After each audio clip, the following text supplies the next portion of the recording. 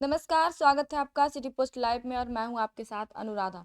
कल दिल्ली से पटना पहुंची राष्ट्रीय जनता दल की सांसद और लालू यादव की बड़ी बेटी मीसा भारती ने कई अहम मुद्दों पर अपने विचार व्यक्त किए हैं। उन्होंने विभिन्न राजनीतिक घटनाओं पर और नेताओं पर भी प्रतिक्रिया दी है।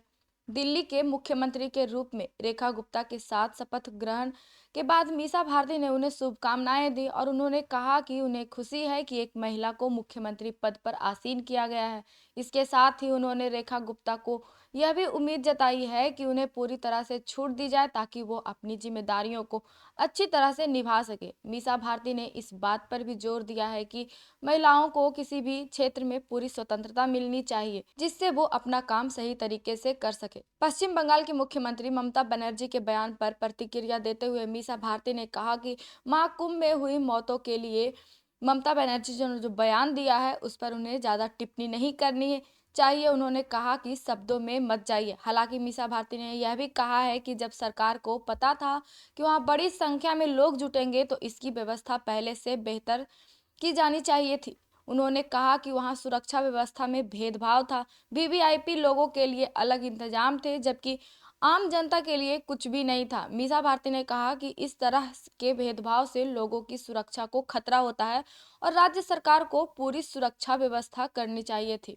नीतीश कुमार के दिल्ली के मुख्यमंत्री शपथ ग्रहण समारोह में न जाने पर मीसा भारती ने इस पर कहा कि वह नीतीश कुमार हैं और उनके परिवार का निजी मामला है। उन्होंने कहा कि यह सवाल आप बिहार के मुख्यमंत्री नीतीश कुमार जी से और देश के प्रधानमंत्री नरेंद्र मोदी जी से पूछ सकते हैं।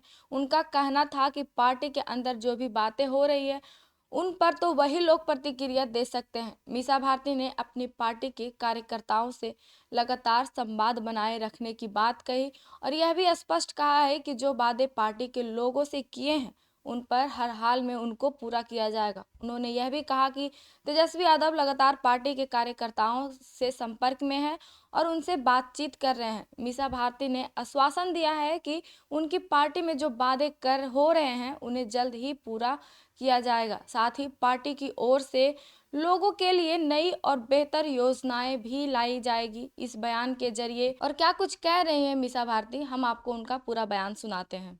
दिल्ली की नई मुख्यमंत्री रेखा गुप्ता बनी हैं, कैसे देखते देखिए, मैं महिला हूँ और महिला को मुख्यमंत्री बनाया है गया है, तो रेखा गुप्ता जी को बहुत बहुत शुभकामना कि आपने जितना अच्छा काम किया था दिल्ली में जनता के लिए।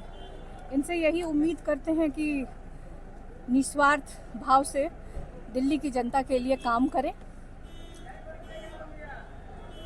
और महिला बनी है पार्टी ने पहली बार देखा गया है कि 2014 के बाद किसी महिला को मुख्यमंत्री भी बनाया है, तो उनको खुली छूट भी मिलनी चाहिए, पूरे फ्रीडम से काम करने का भी मौका मिलना चाहिए। आगे देखते हैं, क्योंकि आज तो उन्होंने शपथ लिया है और उनको बहुत बहुत शुभकामना।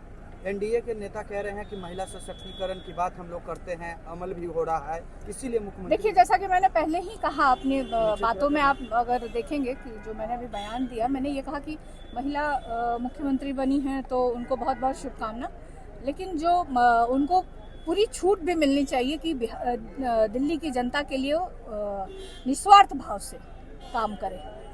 कुंभ को लेकर के जो बातें निकलकर सामने आ रही है, ममता बनर्जी कह रही हैं मृत्यु कुंभ हो गया है, कैसे देख रही हैं? देखिए, शब्दों के ऊपर मत जाइए, लेकिन अगर आपको पता था और इतनी भारी संख्या में श्रद्धालु वहां स्नान करने जाने वाले थे तो उनकी अच्छी व्यवस्था भी करनी चाहिए थी।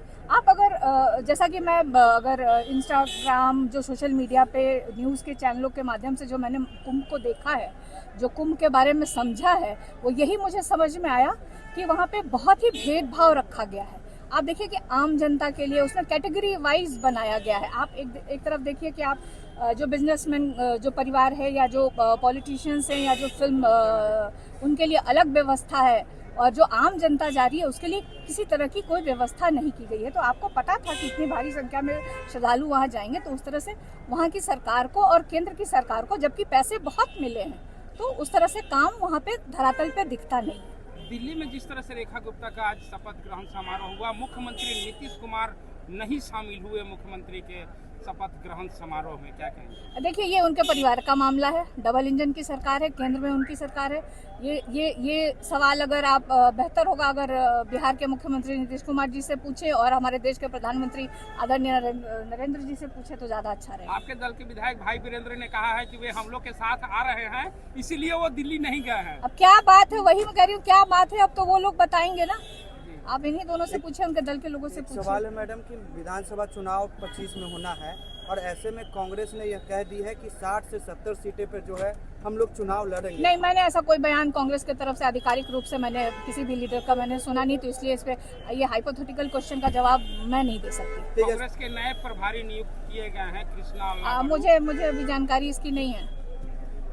तेजस्वी यादव एक तरफ यात्रा पे हैं, वहीं नीतीश कुमार भी यात्रा पर है, कल पटना में भी यात्रा होनी है। कैसे देख रहे हैं आप दोनों की यात्राओं को? देखिए, मुख्यमंत्री जी की यात्रा के बारे में तो मैं नहीं कहूँगी कि आप सरकारी पैसे से आप सरकार जनता के पैसे का किस तरह से आप चुनाव से पहले आप प्रचार कर रहे हैं और दुरुपयोग कर रहे हैं। भाई, तेजस्वी जी की यात्रा की बात करेंगे कि हम लोग कार्यकर्ता संवाद कर रहे हैं, हम लोग महिलाओं को और कार्यकर्ताओं को बता रहे हैं कि हमारी सरकार बनेगी तो हम बिहार के लिए क्या काम करेंगे, बिहार की महिलाओं के लिए क्या काम करेंगे, बिहार में बेरोजगार युवाओं के लिए क्या काम करेंगे, गरीबी पे हम लोग क्या बात करेंगे और बिहार का विकास बेहतर तरीके से हो, सही ढंग से हो, इसके लिए हम लोग कौन कौन सा योजना लेके आ रहे हैं। तो इन सब बातों की हम लोग चर्चा कर रहे हैं। ठीक है।